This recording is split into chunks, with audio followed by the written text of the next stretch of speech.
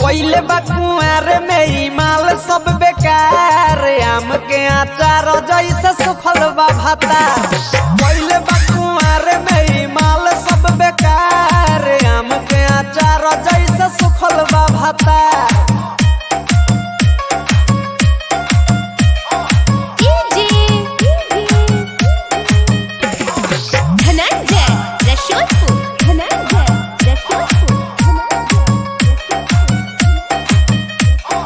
भोर घड़ी रहतानी हम छटपटात हो, केतनो समझाई मुआ न समझे न बात हो। भोर घड़ी रहतानी हम छटपटात हो, केतनो समझाई मुआ न समझे न बात हो। हाड़ा करी रोज तब होला न खाड़े, आम के अचार जैसे सुखल बा भाता। पहले बकुआर में ही माल सब बेकार, आम के अचार जैसे सुखल बा भातार।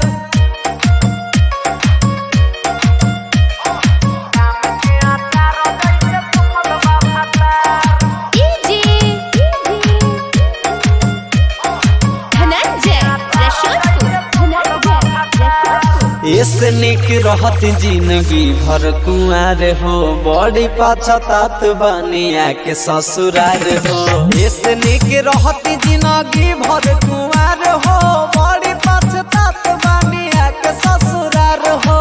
पहले से वापस गइल भतवा से मारे, आम के अचार जैसे सुखल बा भाता। पहले बकुआर में ही माल सब बेकार, आम के अचार जैसे सुखल बा भातार।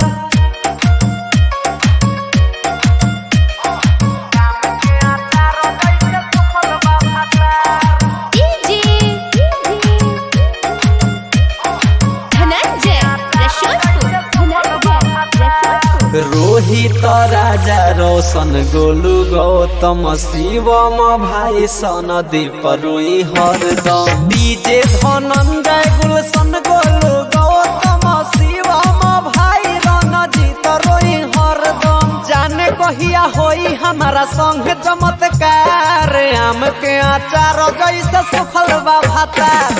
पहले बकुआर में ही माल सब बेकार, आम के अचार जैसे सुखल बा भातार।